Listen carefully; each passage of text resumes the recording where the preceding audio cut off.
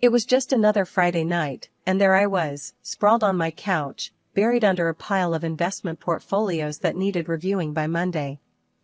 My phone buzzed insistently on the coffee table, breaking my concentration for the umpteenth time that evening. The screen lit up with a message from Jess, my best friend since college and a perpetual source of chaos in my otherwise orderly life. "Ella, you better not be working tonight. We've got plans, remember?" Jess's text read, a hint of a threat underlying her playful tone. I sighed, rubbing the bridge of my nose, before typing a reluctant reply. "I remember, Jess. Just let me finish this last section." "Where are you dragging me to again?" "Quit your grumbling. It's that new Quest game downtown. It's gonna be epic. Plus, you need a break. Work can wait." She responded almost immediately, her impatience palpable even through text. I met Jess and the rest of the gang at the lobby of Mystery Manor, a place that looked more like a haunted house than a fun night out. The game host briefed us on the rules and the backstory of our adventure. We were to solve a series of puzzles to escape the manor, and our group was not the only one participating that night. As we were divided into teams, I found myself paired with a guy named Tom. He was from another company, a fact I only gleaned because his work badge was still clipped to his jeans. Tom seemed just as out of place as I felt, his hands tucked awkwardly into his pockets as he offered me a shy smile. "So, not really your scene either?" I ventured, trying to break the ice as we approached our first clue. Tom chuckled, his smile reaching his eyes. "You could say that. I got roped into this by my sister. She thinks I need to get out more." "Sounds like we're in the same boat. My friend thinks this will cure my workaholism," I replied, rolling my eyes. We spent the next hour navigating through cobwebbed corridors and solving riddles that designed to confuse rather than enlighten. Tom proved to be surprisingly insightful, his quiet demeanor belying a sharp wit that caught me off guard more than once. "You're pretty good at this," I noted as he unlocked a particularly tricky cipher that had stumped me. He shrugged, a small grin tugging at his lips. "I like puzzles. Keeps the mind sharp. How about you? What's your excuse for being so quick with these clues?" "Just a lot of practice with problem solving at work, I guess. Investment decisions aren't so different from puzzles, just with higher stakes," I explained, warming up to him as we delved deeper into the game. As we cracked the last code and escaped the manor, Tom turned to me, his eyes bright with excitement. "That was actually fun. Thanks for being such a great team partner, Ella." "No, thank you. I was dreading tonight, but this turned out to be a blast," I admitted, feeling a strange reluctance at the night coming to an end. We exchanged numbers, a move that surprised me more than it probably should have. As I watched Tom disappear into the night, a part of me hoped this wouldn't be the last I saw of him. After that quirky night at the escape room, things with Tom picked up speed faster than I ever expected. We started seeing each other regularly, finding comfort in our shared love for dry humor and disdain for unnecessary social gatherings. When I first met Tom's family, I was nervous, wondering if they'd accept me. His parents were instantly welcoming, warm smiles and hearty hugs making me feel right at home. But Karen, Tom's older sister, was another story entirely.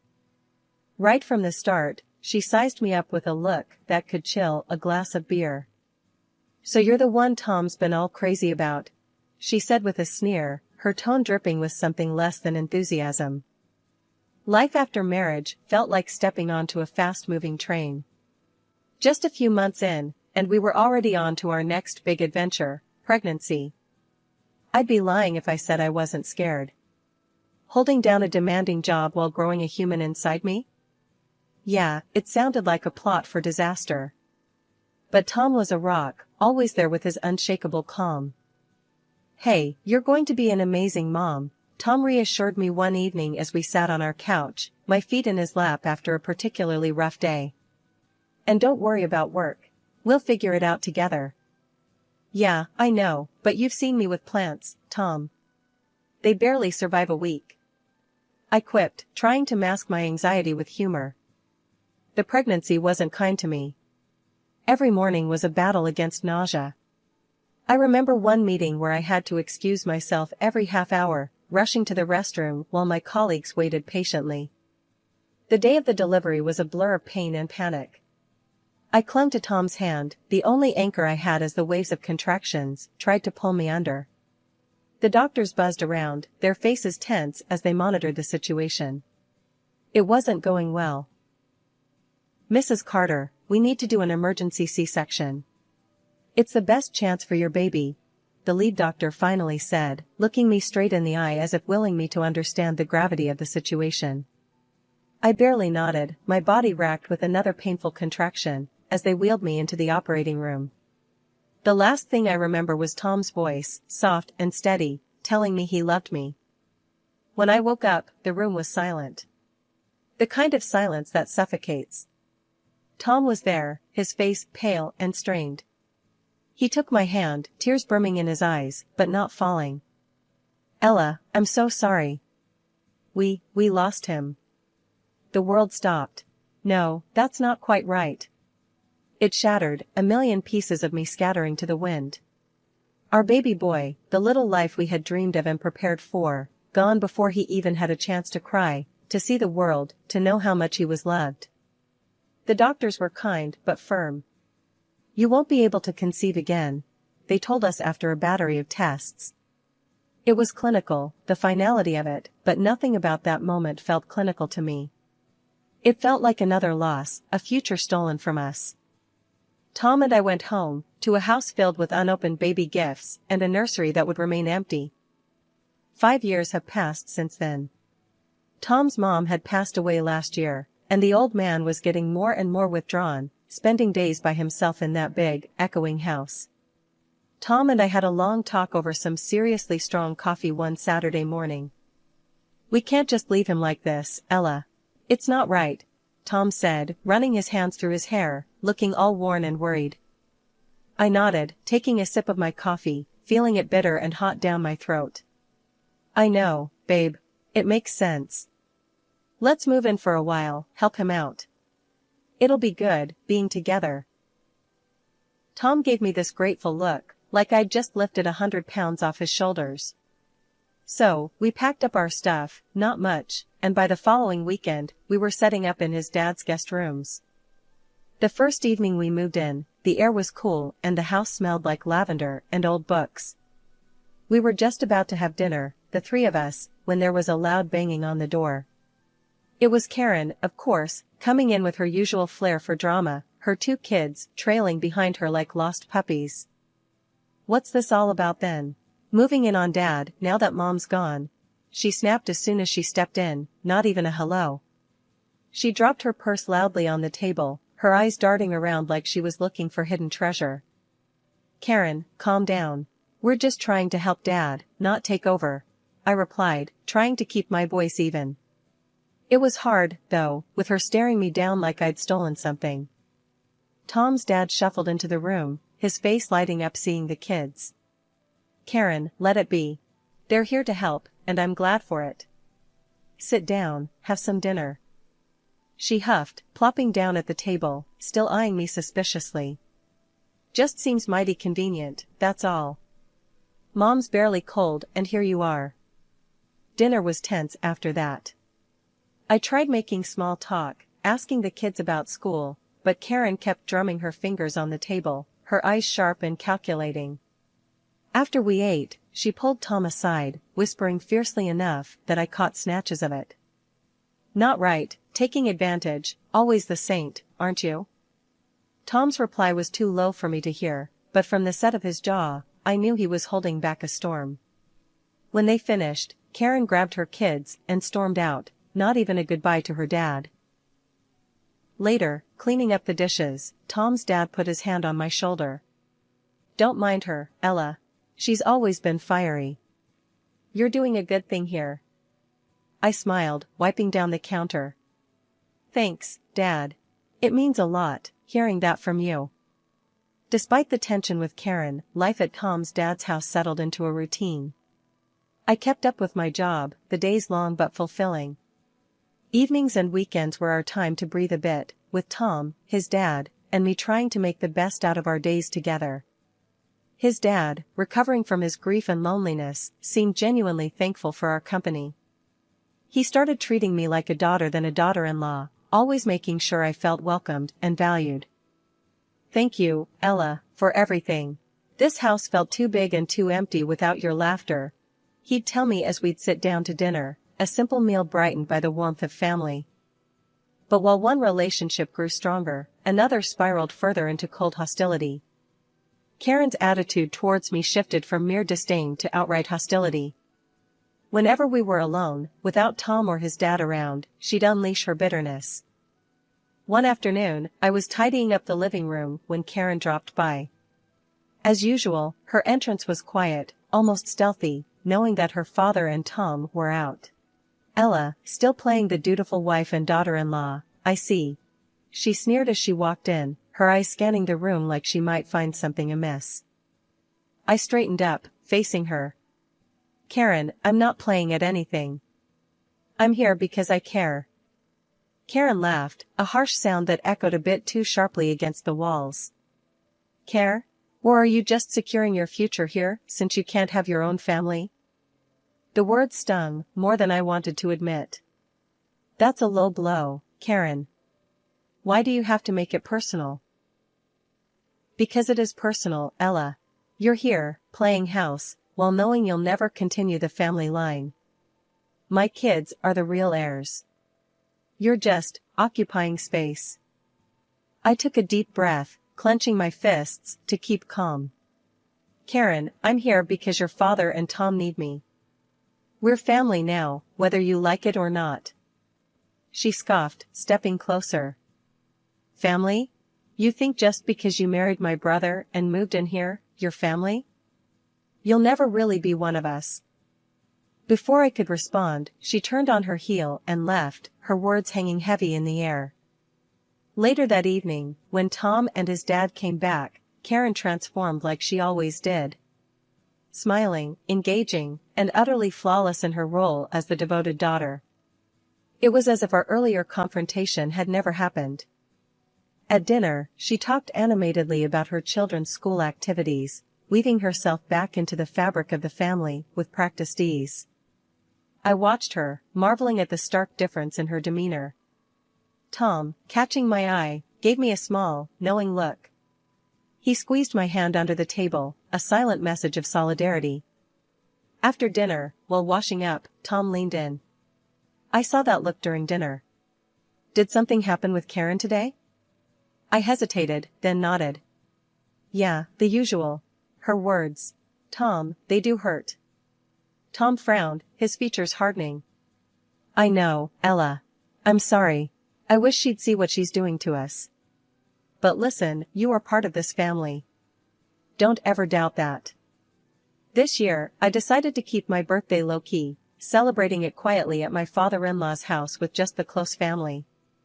It felt right, more like a gathering of warmth and comfort, something I craved more as each year passed.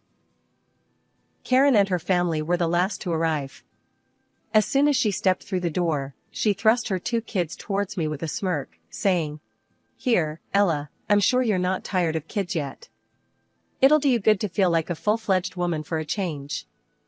I bit back the sharp retort that sprang to my lips, choosing instead to smile and usher the children inside, not wanting to start my birthday with a confrontation.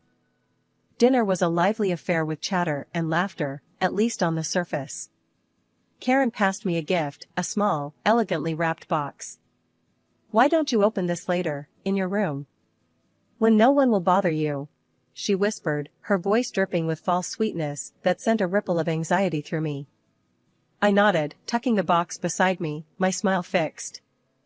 The meal progressed, and just as I was starting to relax, Karen's youngest son, sitting on my lap, looked up at me with innocent eyes and asked loudly, What does infertile mean? Mommy said that's what you are. The words hung heavy in the air, a suffocating silence falling over the table.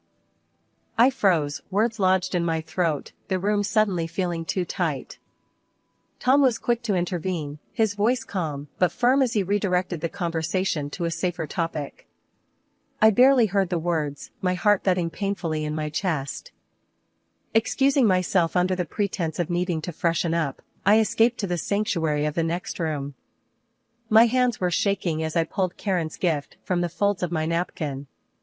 The unease I'd felt earlier blossomed into full-blown dread as I unwrapped it. Inside the box was a small doll, a grotesque mimicry of a newborn, smeared with what looked like blood. Attached was a note, cruel and heartless. Maybe now you'll remember what you did to your child. A gasp escaped me, and my hands trembled violently. Tom, I called out, my voice breaking with panic and grief. Tom rushed in, his face blanching as he saw the contents of the box in my hands. Without a word, he enveloped me in his arms, taking the doll and the note from my shaking hands, his own expression one of horror and fury. I'm so sorry, Ella.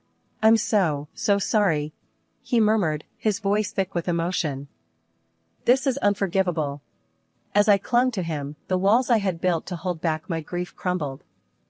This was supposed to be a simple birthday celebration, a day of joy, and it had turned into a reminder of the deepest pain I carried. Tom, pale with fury, clutched the small doll and the cruel note his sister had given me. Without a word, he stormed into the living room, where everyone was still gathered, chatting idly. Look at this. Look at what Karen thought was an appropriate birthday gift for my wife.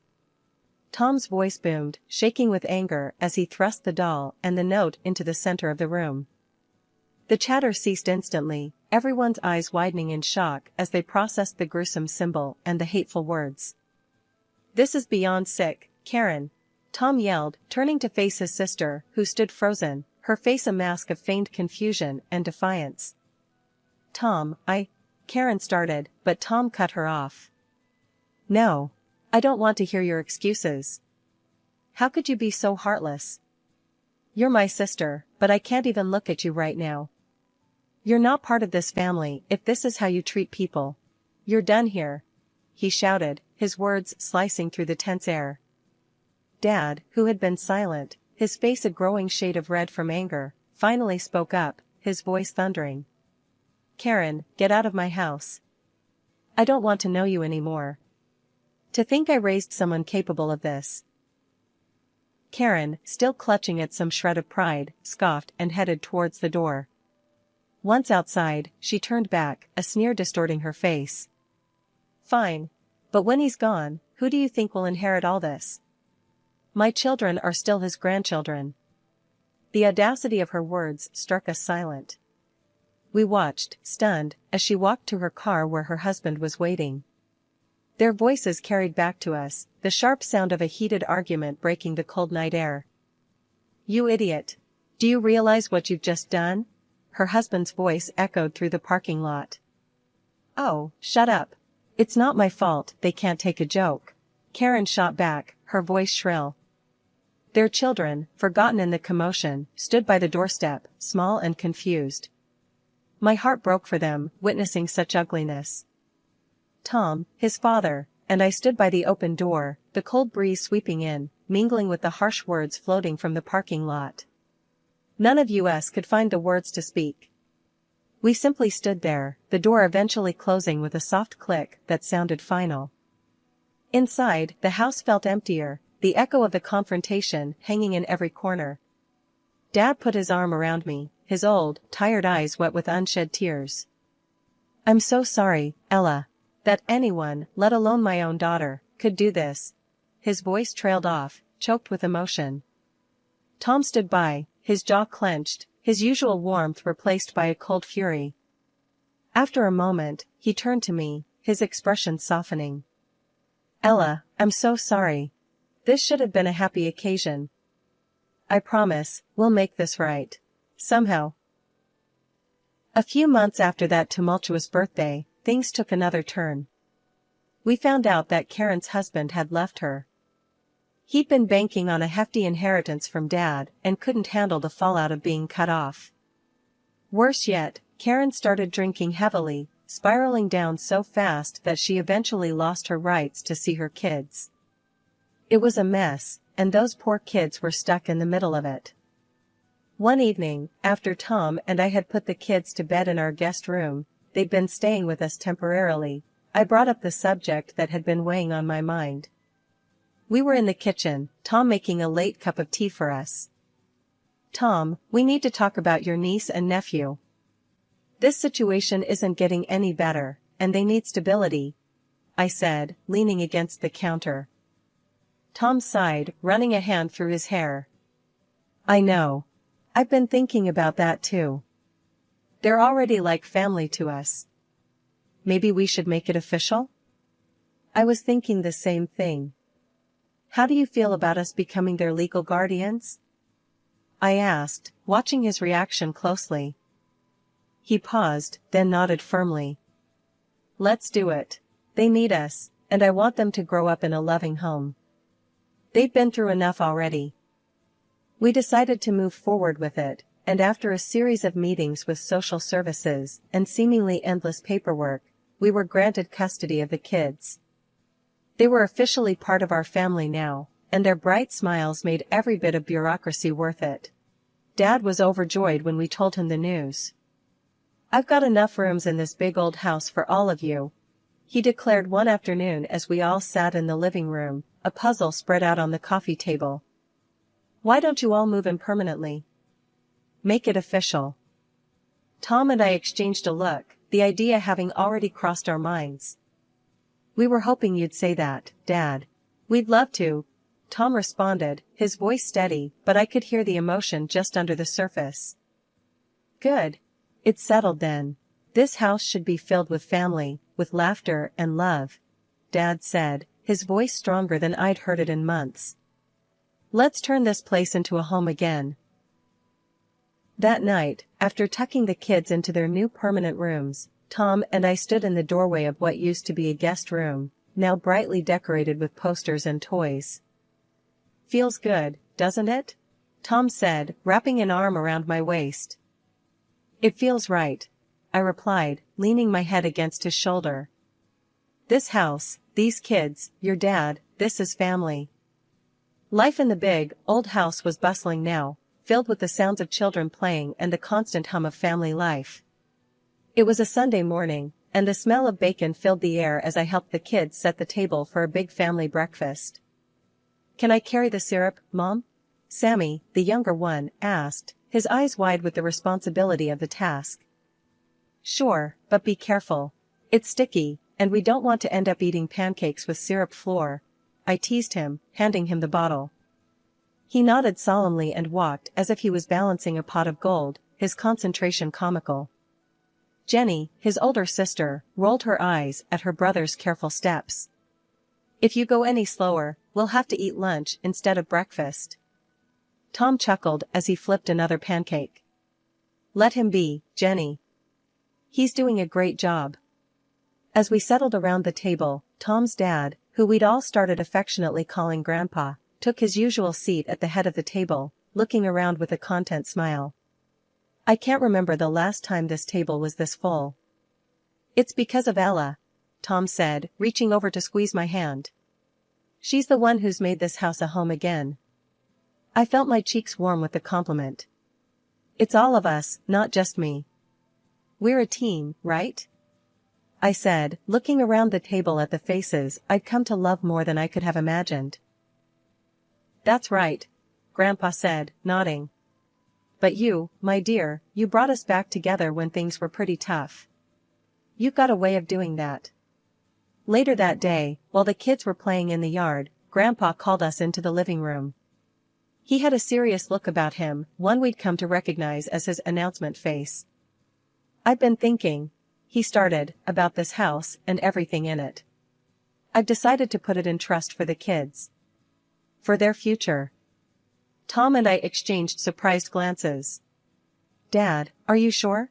That's a big decision," Tom said. "I've never been sure about anything. This house should stay in the family, and who better to keep it alive than those kids?" Grandpa said, his voice firm. "And Ella," he added, looking at me with a soft smile. "I want you to manage it until they're old enough. You've made it a home once, and I trust you'll keep it that way." I was touched, overwhelmed by his trust and generosity. "Thank you, I'd be honored," I managed to say, feeling a mix of pride and responsibility settle over me. As the day wound down, and I watched the kids chase each other around the garden, the laughter filling the air, I felt a deep sense of peace. Tom came up behind me, wrapping his arms around my waist. Looks like we did all right, huh? We did more than all right, I replied, leaning back into his embrace. We made a family. And as the sun set over our home, I knew that no matter what the future held, we had built something enduring here, something that would last, carried forward not just by blood but by the love we shared.